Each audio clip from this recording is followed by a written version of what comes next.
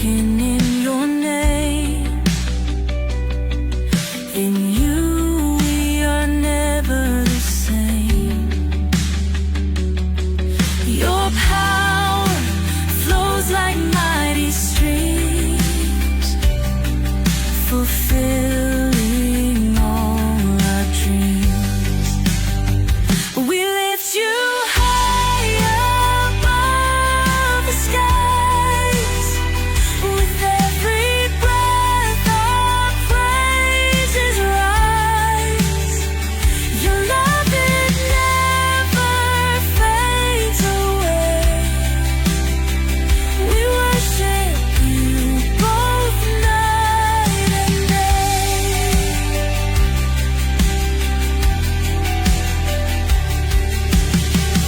Your name is power, life, and peace. By your word our fears release.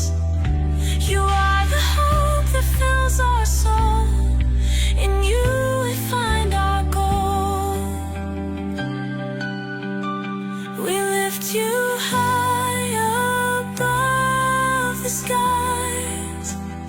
With every breath our praises rise. Your love, it never fades away. We worship you both night and day.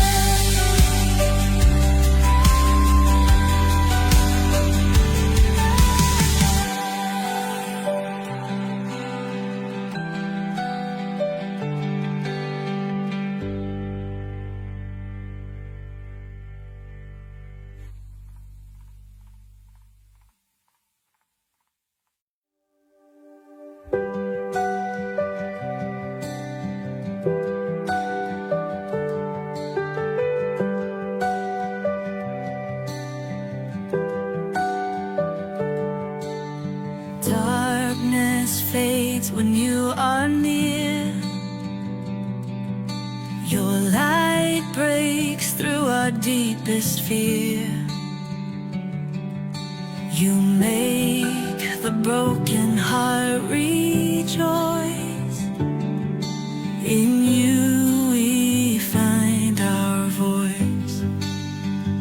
We lift you high above the skies. With every breath our praises rise. Your love, it never fades away. We worship you both night and day.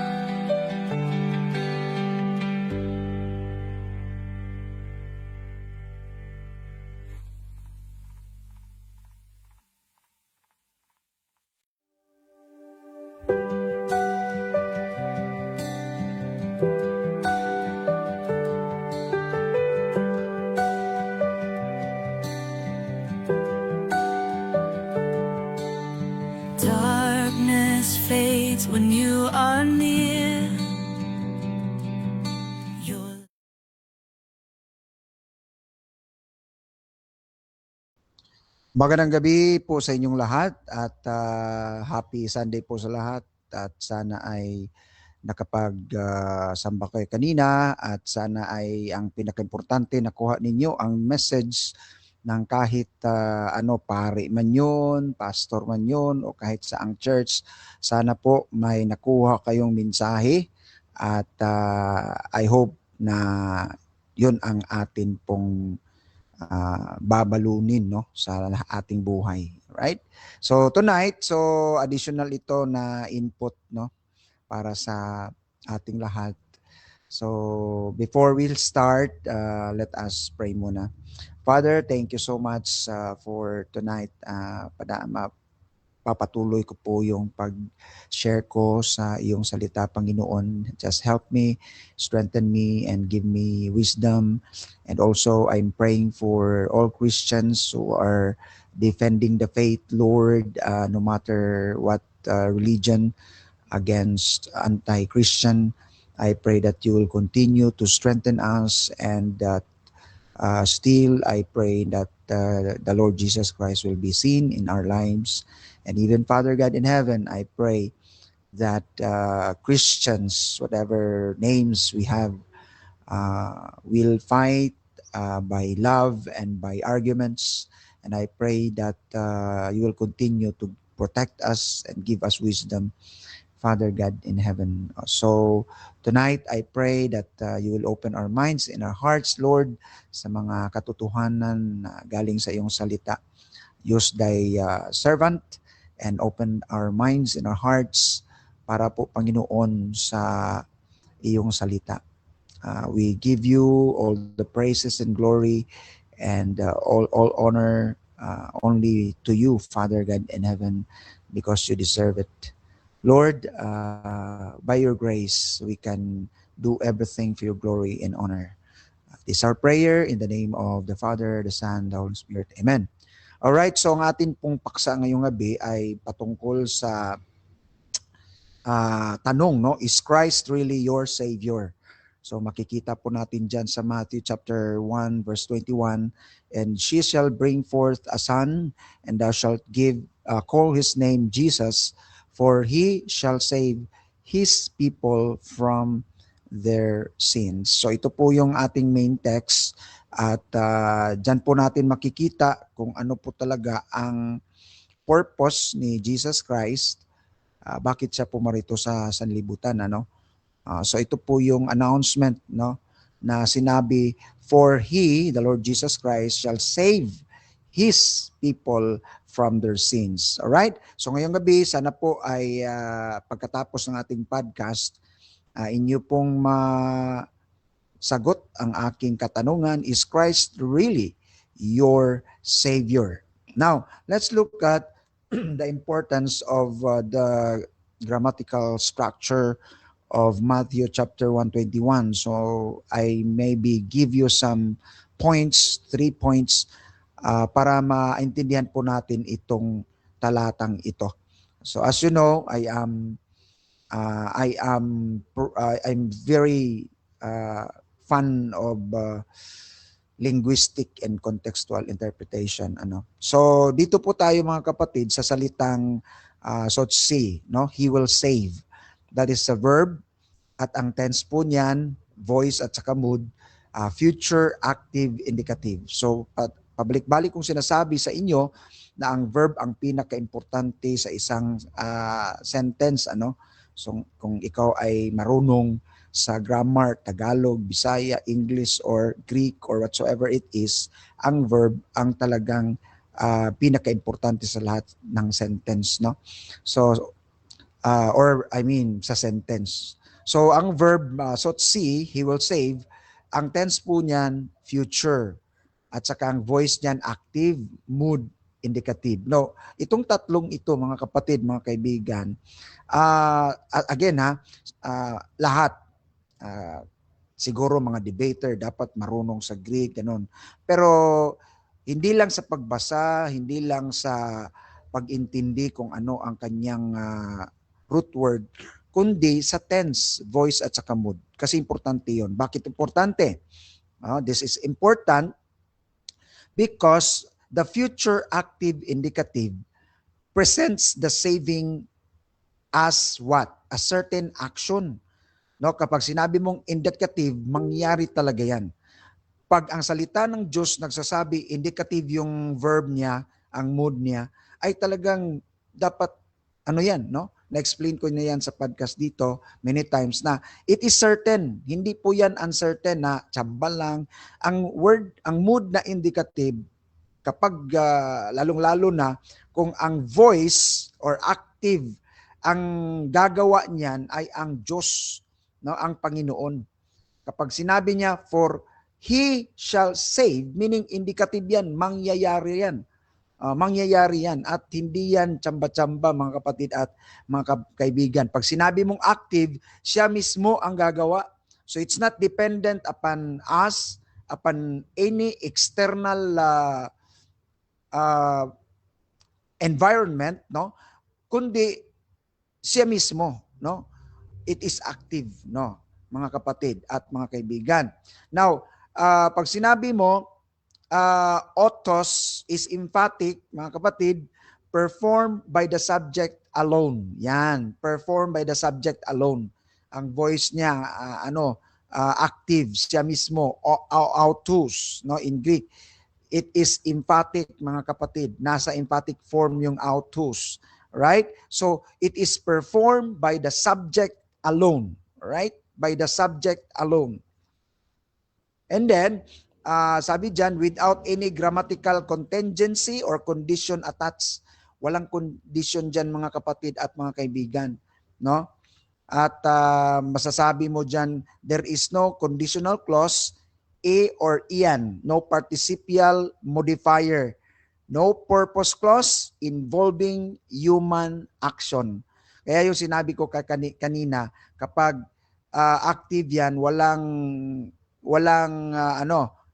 environmental effect, kung ano man yung sa kapaligiran dyan, wala nagdidepende doon kasi nga active voice, gagawin at gagawin ng Panginoon ang kanyang sinabi na save His people from their sin. Walang walang purpose clause involving human action. Kasi kapag merong conditional clause, so lagyan ng Greek na a or iyan, no?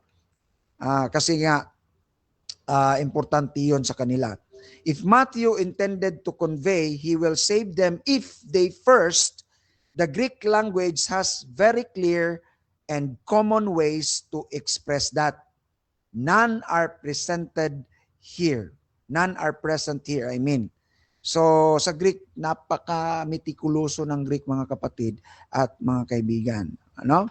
Now, another is the subject emphasis autos gar. Okay, autos gar. Anong ibig sabihin niyan, mga kapatid? He himself. Yun ang sinabi ko sa inyo. The phrase autos gar is emphatic. He himself will save. So yun yung background dyan, no? Pag sinabi mong he shall save his people from their sin, autos gar, siya mismo, he himself will save. Ayan. This stresses agency, not cooperation. Not cooperation, mga kapatid, na depende kung mag-cooperate si people. Kung mag-cooperate si people from their sin, okay, he will save. He himself will save. Hindi po ganun ang sa sentence. For he shall save his people from their sin. Agency po, stresses agency, not cooperation. In Greek, this construction highlights that Jesus is the decisive and sufficient agent of salvation. Ayan. So yun po yung mga Greek scholars, no? Usually yung mga Greek scholars, usually in-examine ko, hindi ko alam nung una, pag-examine ko pala, most of the scholars na nag-excel sa scholarship ay mga Calvinist. Sabi ko, bakit kaya ganon? Kasi nga, grabe sila kamitikuloso sa Greek. Even si Arminius, no, ang the father of Arminians teaching, kahit si Arminius nagsabi talaga na kapag interpretation ng pinag-usapan, walang makakapantay kay John Calvin. A lawyer, no? Isang lawyer si John Calvin actually. Kaya yung mga pastor diyan na encourage ko kayo mag-aral kayo ng law, no? Kasi nga kapag magaling ka sa interpretation, mag-aral din kayo sa language. Kasi nga itong mga lawyer, mitikuloso yan sila sa lalong-lalo na we are defending the case of Christ, the case of Christianity.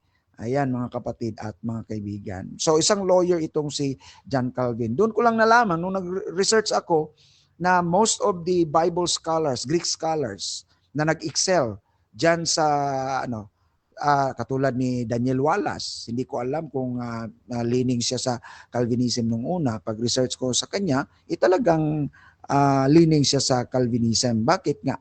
Because of this Greek structure, no? Mga Greek structure. In Greek, this construction highlights that Jesus is the decisive, insufficient agent of salvation. Right. The emphasis moves away from human contribution, not toward it. Okay? The emphasis, mga kaibigan, na he shall save his people from their sins. Hindi po wala pong emphasis diyan na toward the work of man. Nagdepende kung ang people will cooperate from their sin. Mga kapatid, problema na nga ng tao ang kasalanan eh. Di ba? So the emphasis moves away from human contribution, not toward it, mga kapatid at mga kaibigan. Right? Another, his people from their sins means, ano bang ibig sabihin na his people from their sins? He shall save his people. Future pa, pero indicative at saka active. Future pa, no? Hindi pa nangyari, future pa, he shall save his people from their sins. Now, anong ibig sabihin ng his people from their sins? Number one, it means nasa katayuan ng kasalanan ang tao. Tinawag ng his people. O, tingnan nyo, nasa katayuan ng kasalanan, pero tinawag pa rin niyang his people. Oh, tingnan nyo ang sentence. For he shall save his people. Future pa yan. Nasa katayuan ng kanyang kasalanan from their sins, pero tinawag na niyang his people. Oh, hindi niya tinawag his enemy. Oh, di ba? So ibig sabihin mga kapatid, mga kaibigan, hindi dependent kung nasa kasalanan ba ang taong yan. Kaya nga sinabi, he shall save his people from their sins. Kasi nga, nasa katayuan ang isang tao sa kasalanan, pero tinawag niyang his people. Alright? Napakaganda mga kapatid at mga kaibigan. Number 2, ang kaligtasan ay hindi nagdedepende sa people from their sin, kundi sa he, which is Christ, will save. So, ang bigat dyan mga kapatid, hindi po doon sa people from their sin, kundi nasa he will save. He will save. Yun talaga ang message dyan mga kapatid at mga kaibigan.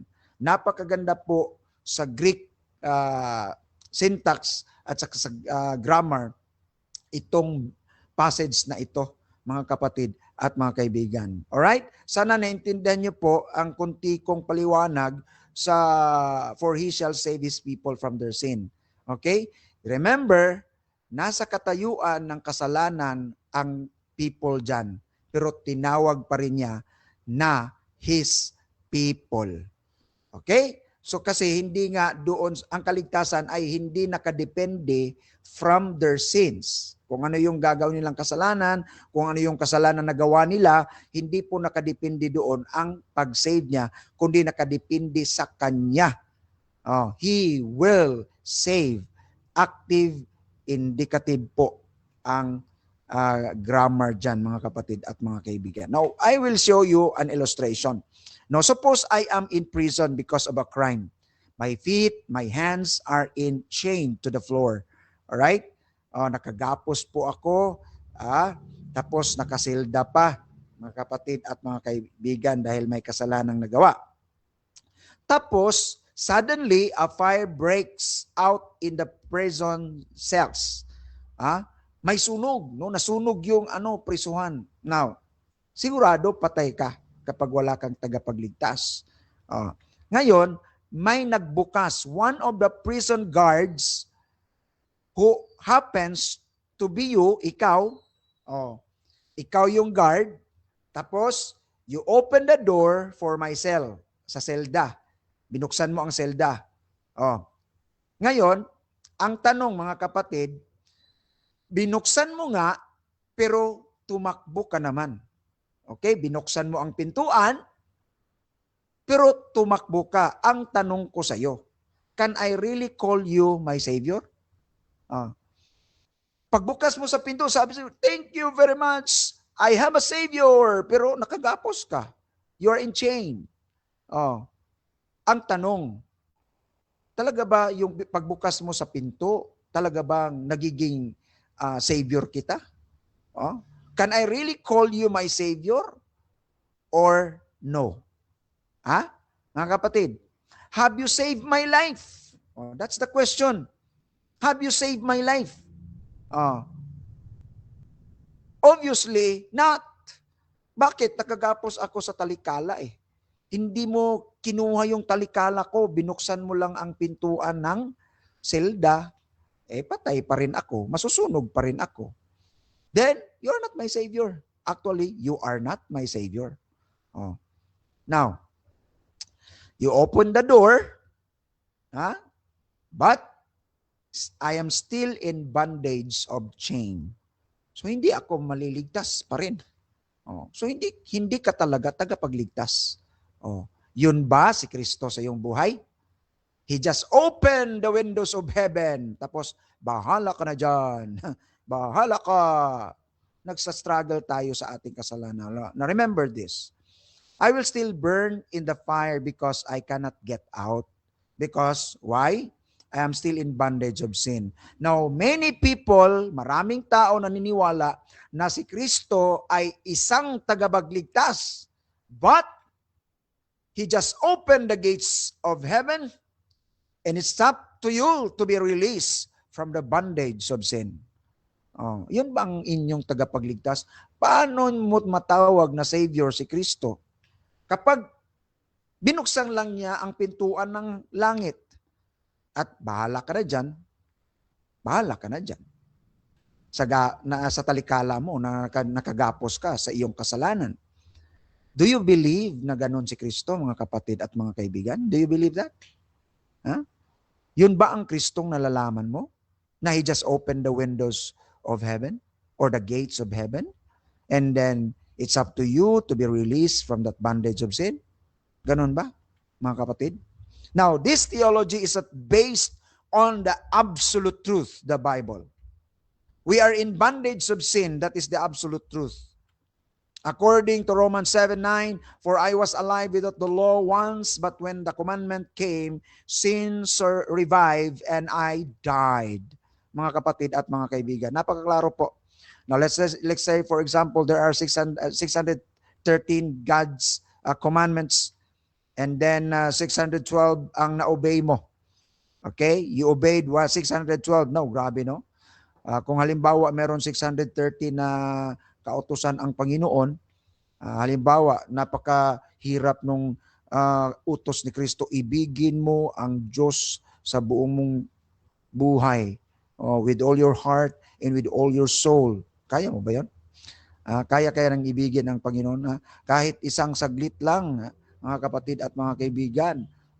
Kung tayo'y mahal talaga natin ang Panginoon, sana nasa buong doon tayo sa simbahan, buong araw, basa ka ng Bible, pero mas marami pa yung cellphone natin, mas marami pa yung mga porno natin na tinitingnan dyan sa ating mga cellphone, malalaswang mga mas sumikat pa at sisikat pa yung mga taong nagwiwiwi doon sa ating mga cellphone. Yung mga nagnanakaw ng manok, siya pa yung sumikat. Pero itong mga vlogger na mga may word of God, nako, yung mga totoong talagang nag word of God, hindi yan sisikat mga kapatid, mga kaibigan. Why? That is a revelation that we are in bondage of sin. Alright? So, kahit natupad mo ang 612 sa 613 na batas, yung isa, you failed, ay napaka ano po, no? Napaka wala pa rin. You're still in bondage of sin. Why? Because Romans 7:14, for we know that the law is spiritual, but I am carnal, sold under sin. Sold under sin, mga kapatid at mga kaibigan. Romans 7:19, for the good that I do not, but the evil which I would not, that I do. You see that? Apostle Paul na yan, mga kapatid. Bilang apostle, mga kapatid, sabi niya yan. Romans 7:20, now if I do that I would not, it is no more I that do it, but sin that dwelleth in me. Kita mo, mga kapatid, mga kaibigan, yan ang problema ng tao. Kaya kailangan natin ng tagapagligtas. Hindi lamang tayo nakulong, kundi tayo ay may talikala, bondage of sin. Alright?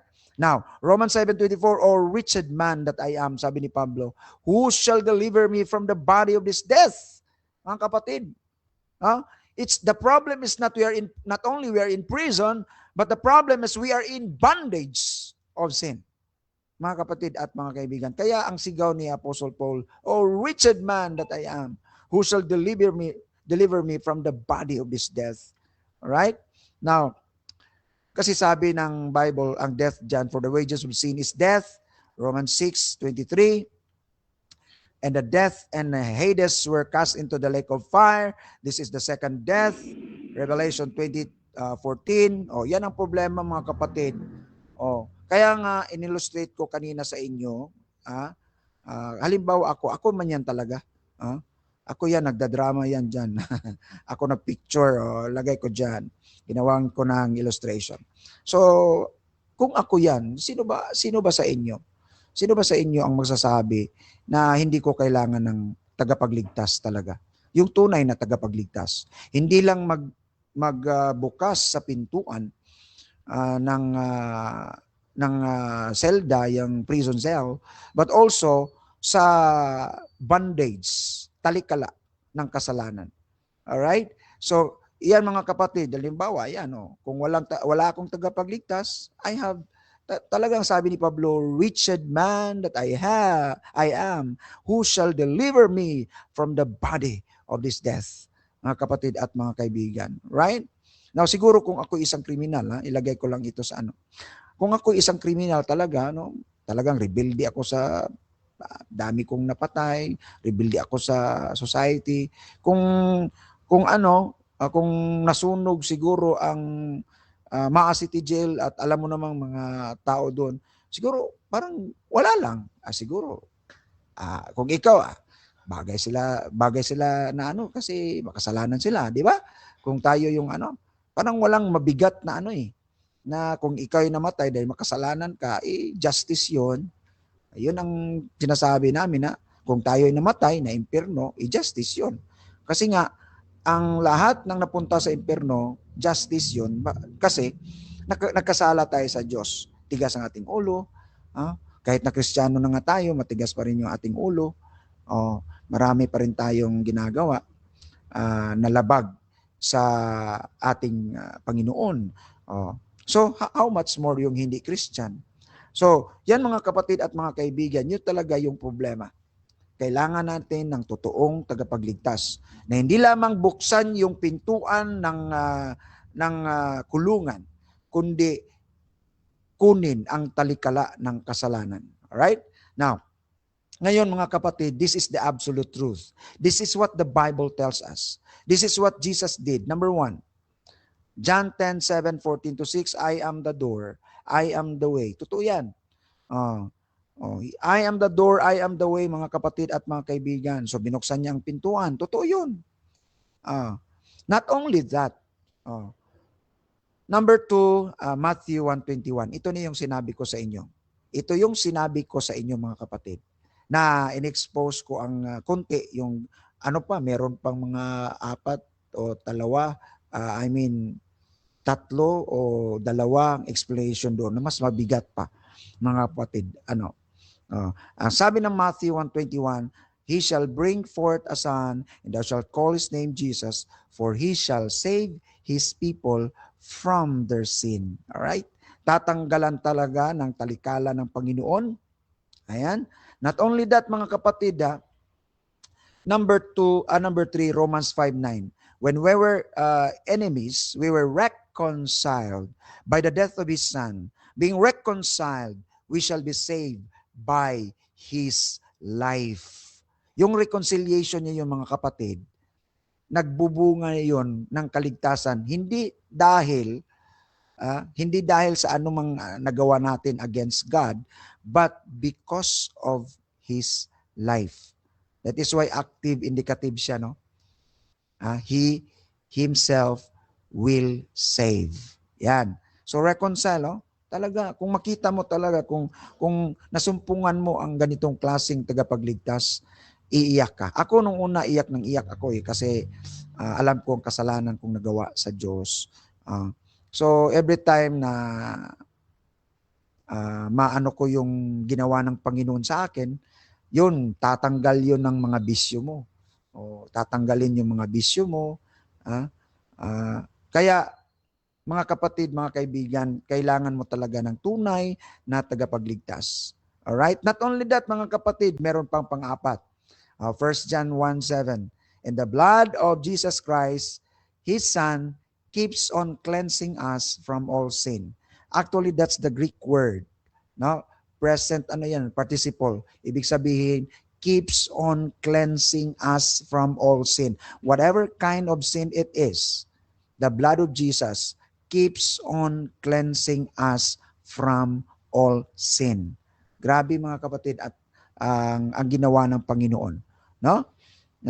Mga kapatid at mga kaibigan. Right? Not only that, Hebrews 10:17, and their sins and iniquities will I remember no more. Kaya nga meron kaming ang OSAS, meron yan siyang doctrine na tinuturo na kapag tunay kang anak ng Panginoon, Hebrews chapter 12, ay papaluin ka niya, i-disiplina ka niya, i-purge ka niya through fire.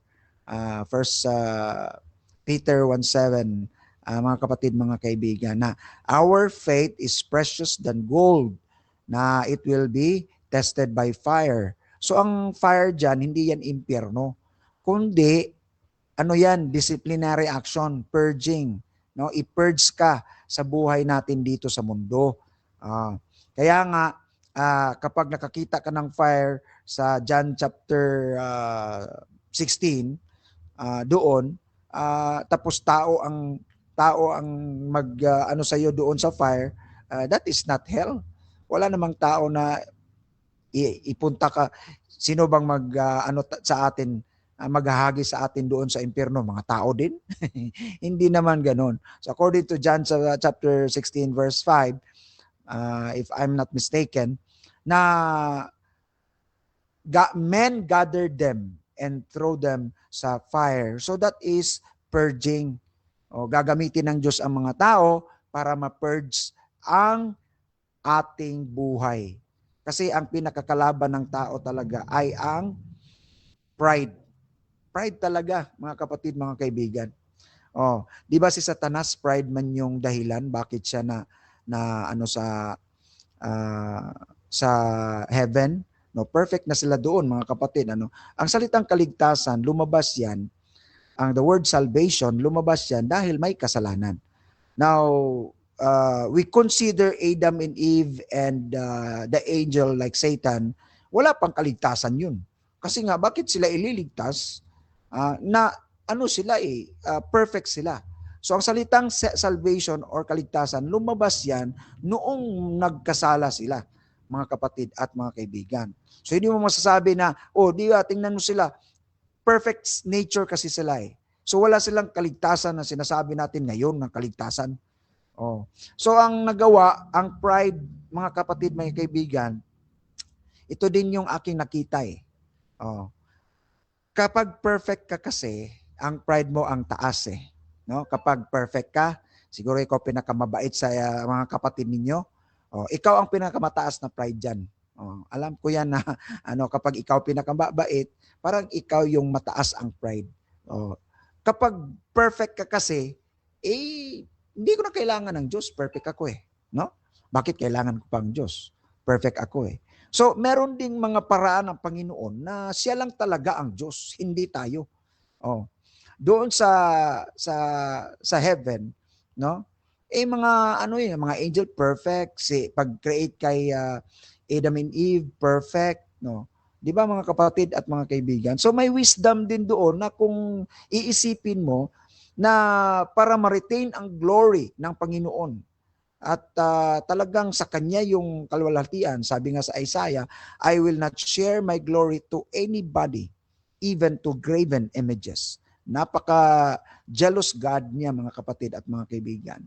So, sabi ko nga, may purpose talaga ang lahat para mananatili sa Diyos ang glory niya at hindi papunta sa tao. Kasi kapag medyo perfect na, parang mabait, ang dami ng accomplishments, grabe na mga kapatid, kung minsan kasi, ito, ang daming kong pastor na kilala talaga. Ngayon, si Philip Yancey na naman, no? A very prominent person, writer sa book. Grabe siya. Nakita ko na siya, kami mag-asawa, nakita namin dito sa Davao, doon nag-lecture siya doon sa theater, dito sa Davao. Tapos may sumayaw na mga babae, nagsayaw-sayaw, magtamburin. Sabi niya, pagkatapos ng sayaw, nagsalita na siya, sabi ni Philip Yancey, if you were in our church, you will be expelled. Grabe no, sayaw lang yun Sayaw lang yun. Pero sa church nila, grabe. So merong mga ganon. Ngayon, anong nangyari? Di ba? So, kung minsan kasi, anong nangyari mga kapatid? Anong sabi niya? Nag-stoop down siya. No? He humbled himself. Anong sabi niya? I give up the ministry, the writing, everything. Hindi basta-basta yun. Pride yun, Bakit mo i-give up yung ministry mo?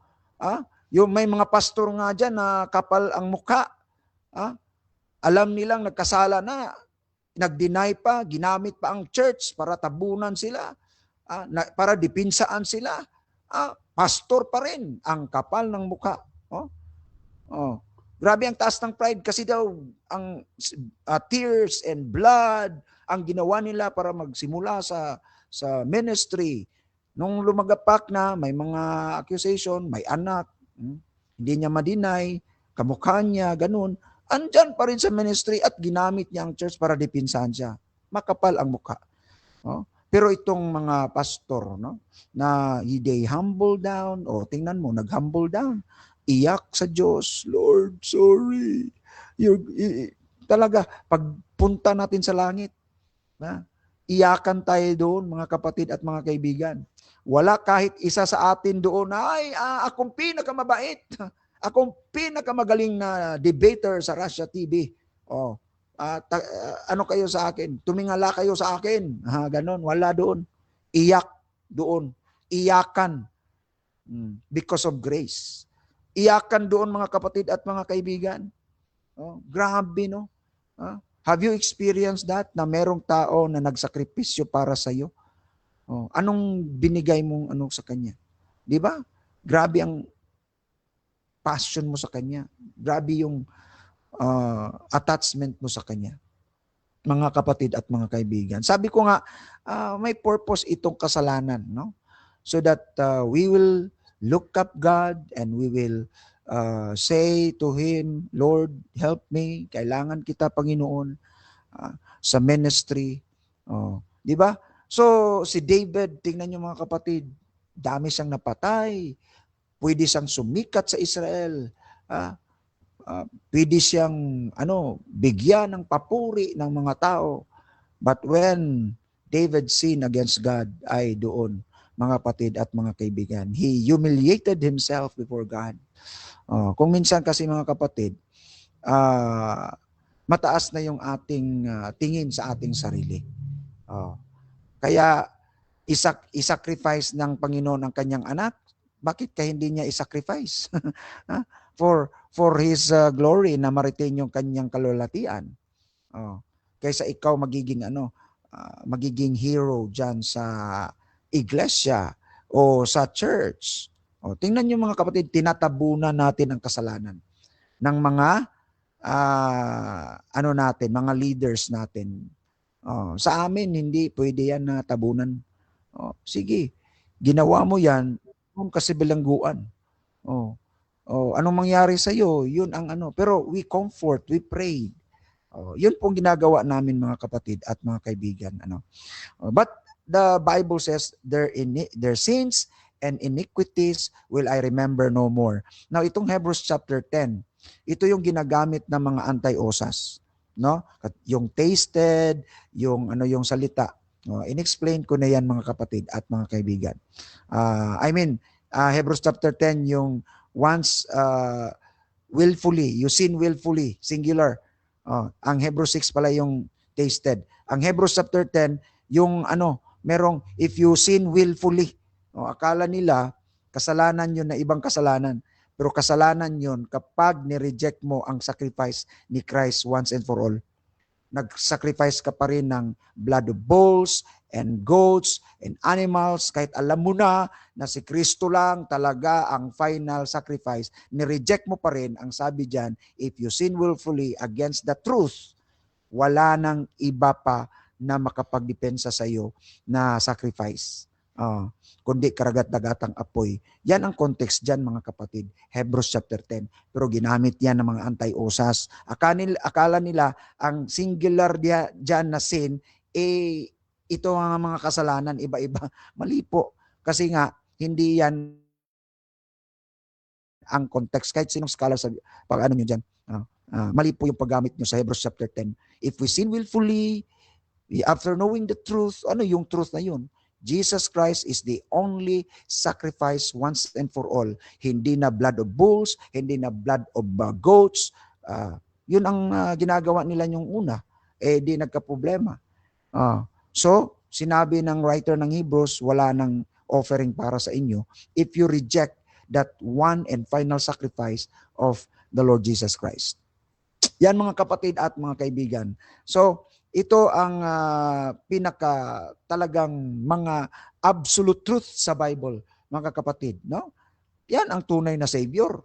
Number 6, John 10:28, and they shall never perish, neither shall any man pluck them out of my hand.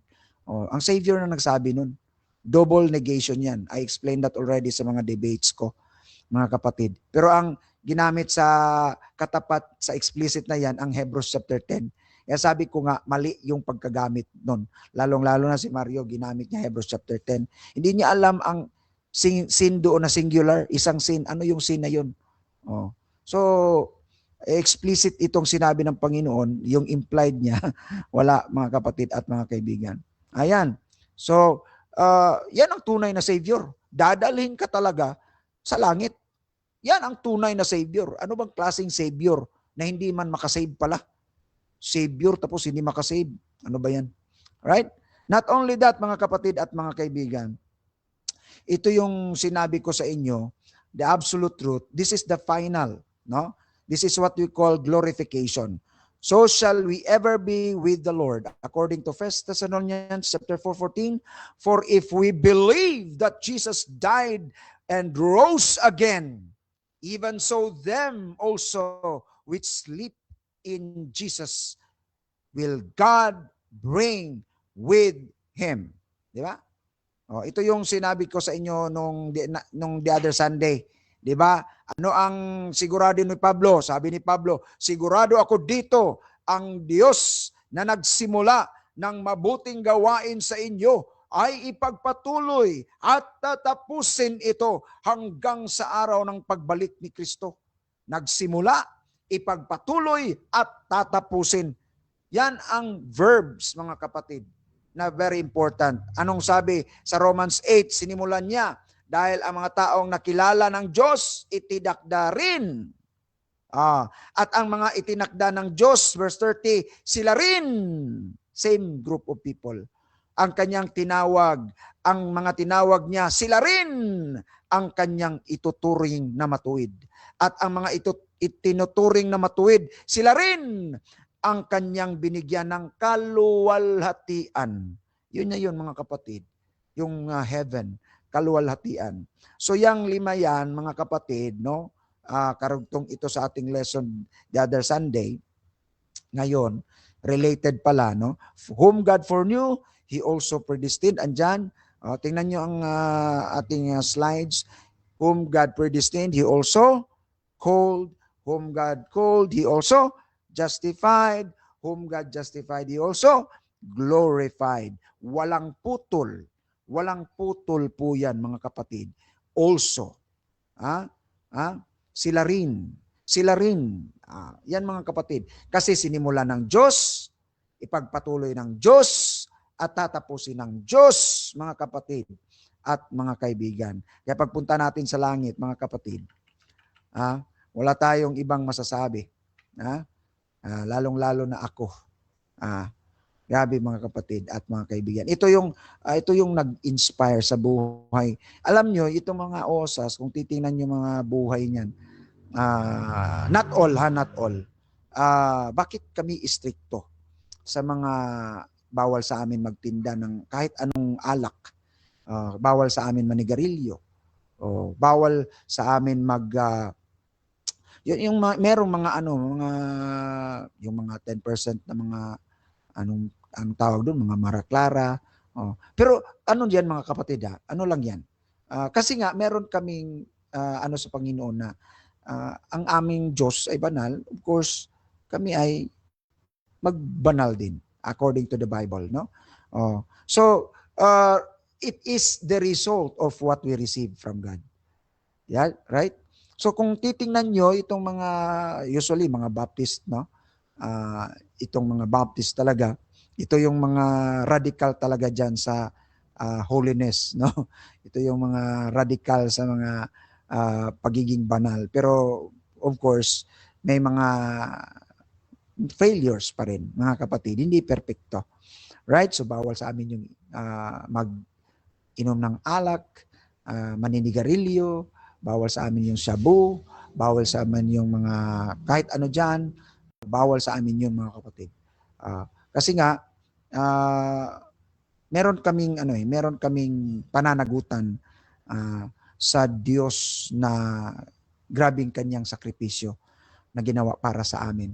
Hindi lang binuksan ang pinto ng langit, tinanggal pa ang talikala ng kasalanan, at kung magkasala, keeps on cleansing us. Grabe yung mga verses na binigay ko sa inyo, mga kapatid.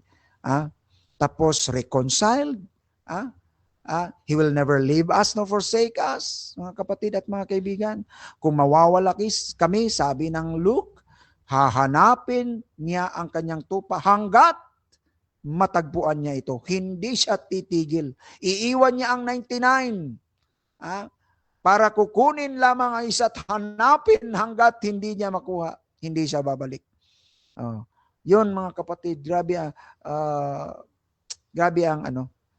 talaga yung ginawa ng Panginoon sa aming buhay.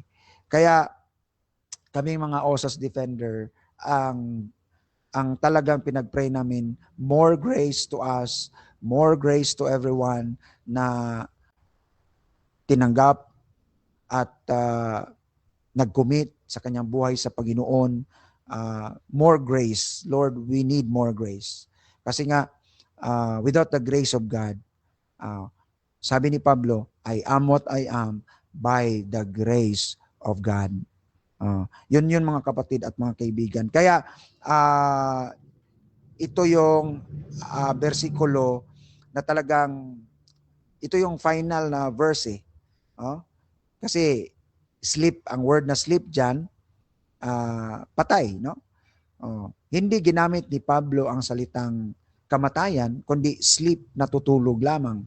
Kasi nga, lahat ng naniniwala na si Kristo ay namatay at binuhay muli, sila dadalhin. Yung namatay ay dadalhin ng Panginoon with Him. Ang salitang with Him, mga kapatid, parang ano yan kasama. Hindi kanya pabayaan. Sige, antayan kita dito. Alright? Sige, pumasok ka.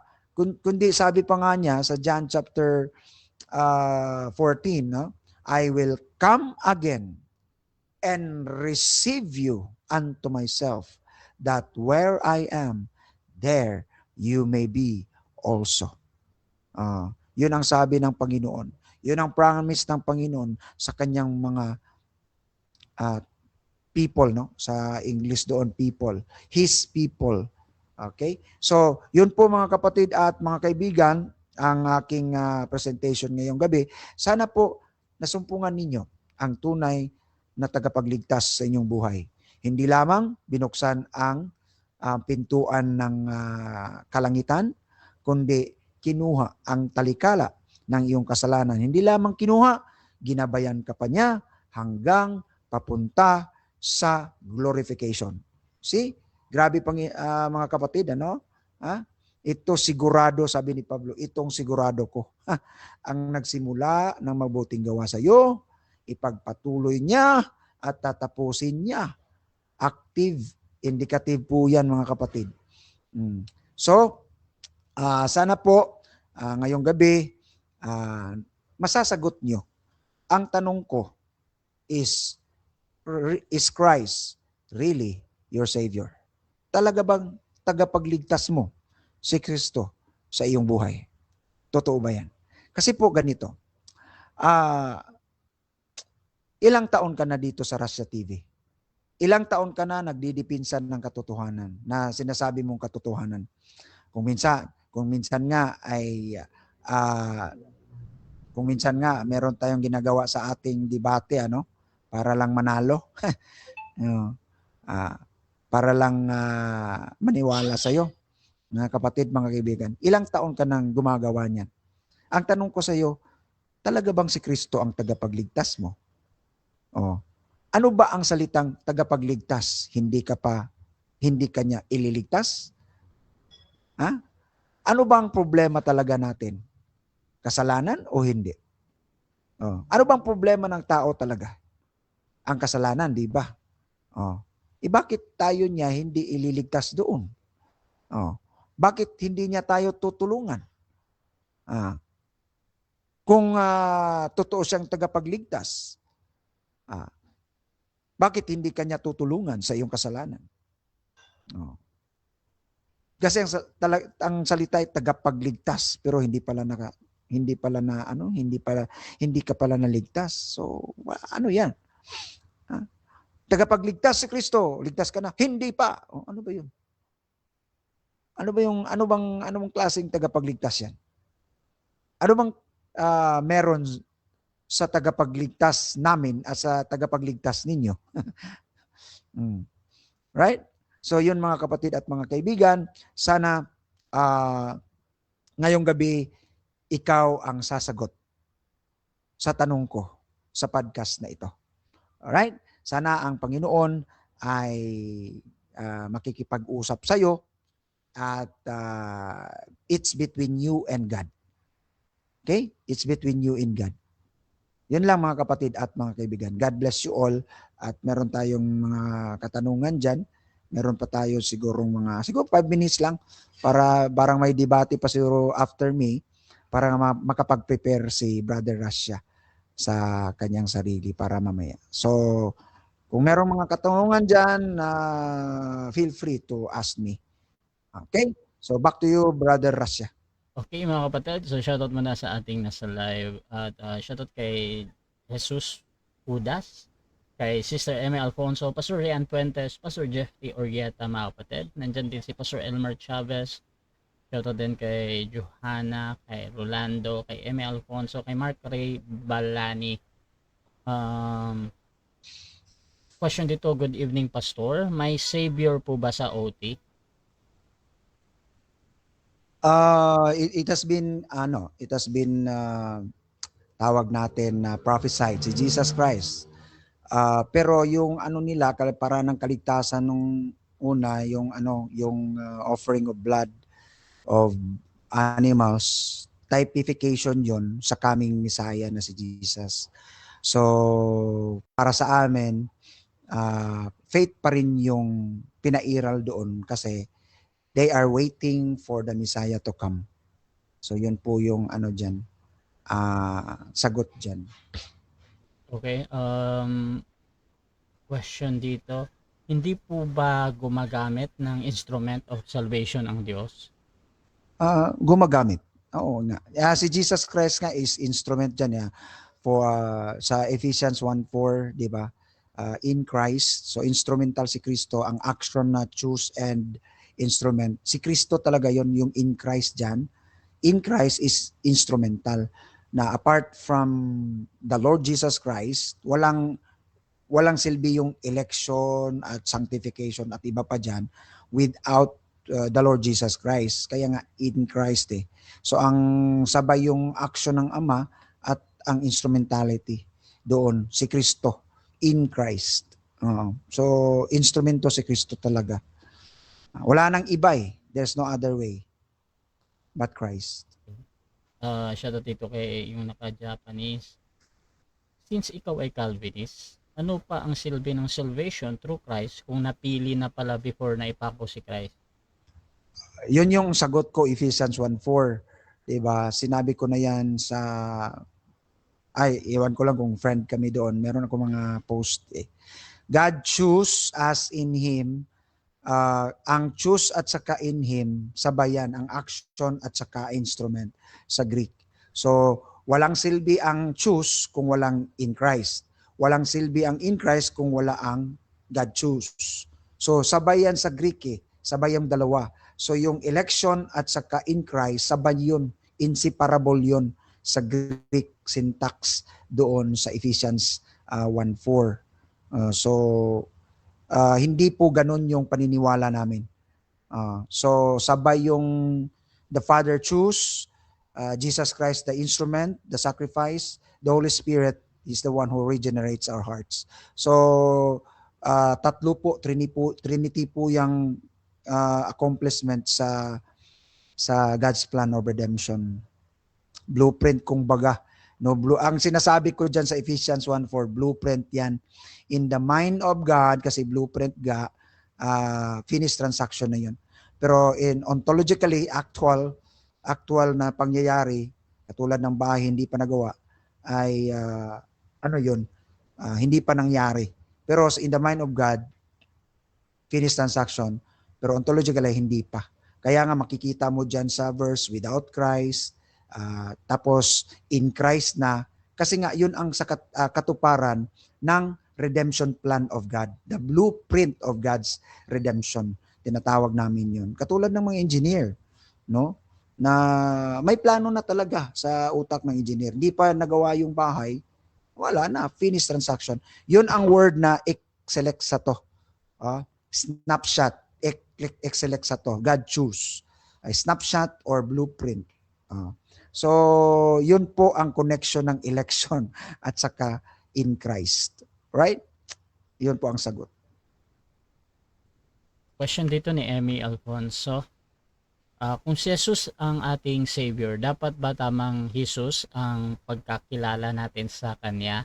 Iba-iba kasi Jesus ang view ng mga sekta, lalo na sa Godhead. Pero Rasha, dead mo na lang ito pag di konektado sa topic. Hindi. Konektado yan because Kristo yung pinag-usapan natin. Yes. Kasi may Christ na angel. Ginawa nilang si Kristo ay si Archangel. Ginawa nilang si Kristo ay tao lamang, di ba? Ginawa nilang si Kristo ay parang semi tagapagligtas. Hindi talaga, yung si Kristo ay nagbukas ng pintuan ng langit, pero ikaw na bahala sa iyong talikala. So parang ganon mga kapatid. So yung Kristo na alam namin ay talagang He will never leave us nor forsake us until the day of the Lord Jesus Christ. That is the Christ that we need in this world.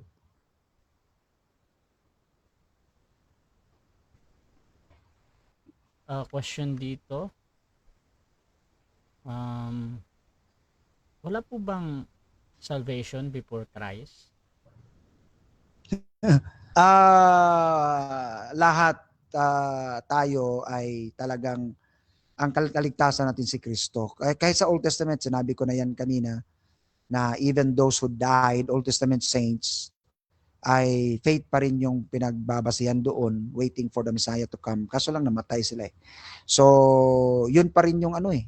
Yun pa rin yung same pa rin yung formula, by faith in Christ pa rin yung justification nila or kaligtasan. Okay. Merong question dito.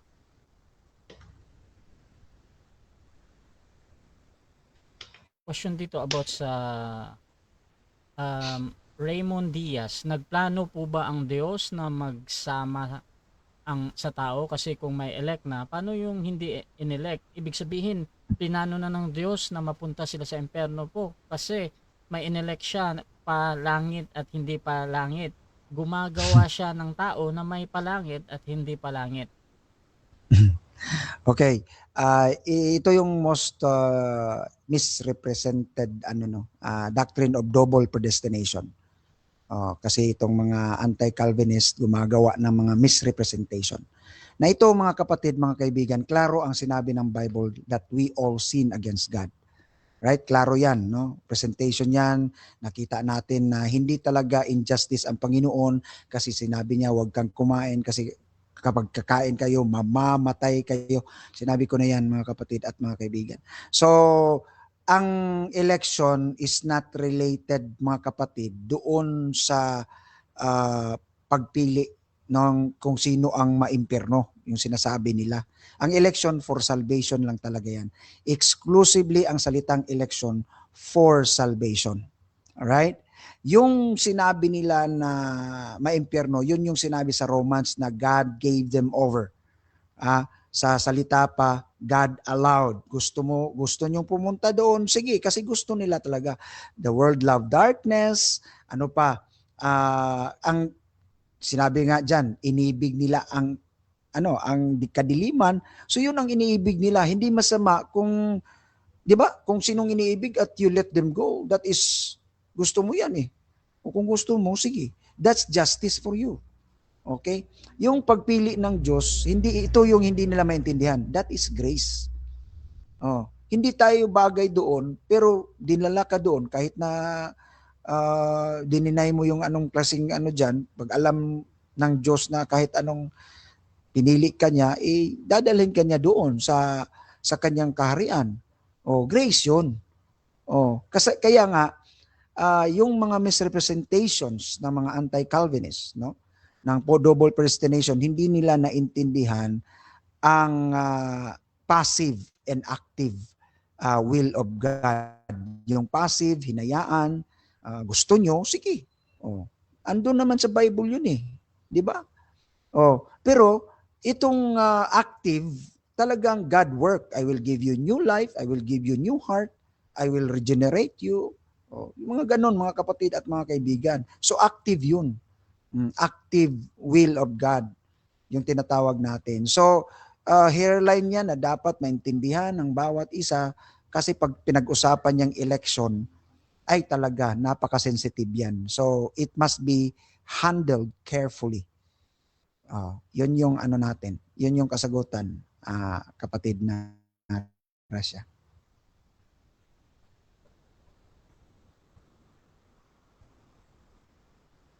Last question, bro.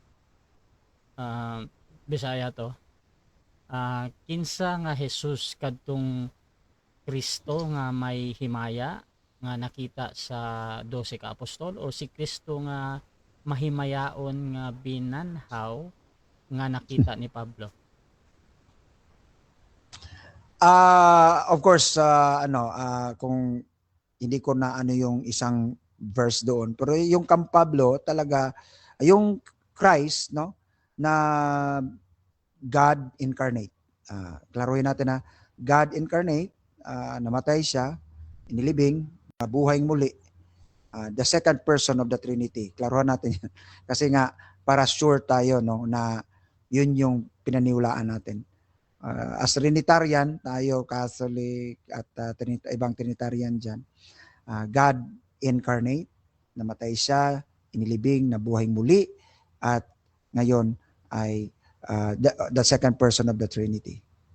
Yun yung yun ang Christ. Huwag na tayong magpunta kung saan-saan. Wala nang ibang Kristo. Yun lang siya. Okay. So siguro final statement sa yung topic, bro. Okay, so yun nga, sana ay alam nyo kung sinong Kristo ang nasa puso ninyo, mga kapatid at mga kaibigan. Maraming salamat kay Brother Rasha sa lahat ng narito, nakikinig. Maraming salamat sa inyong lahat. God bless you all.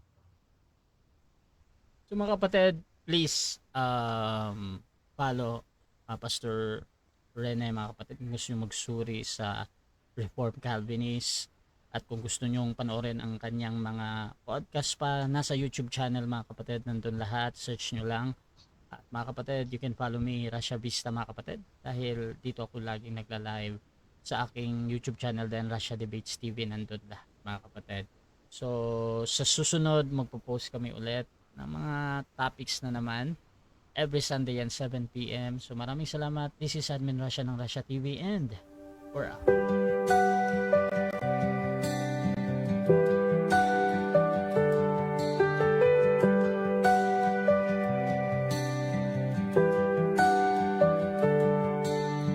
Darkness fades when you are near. Your light breaks through our deepest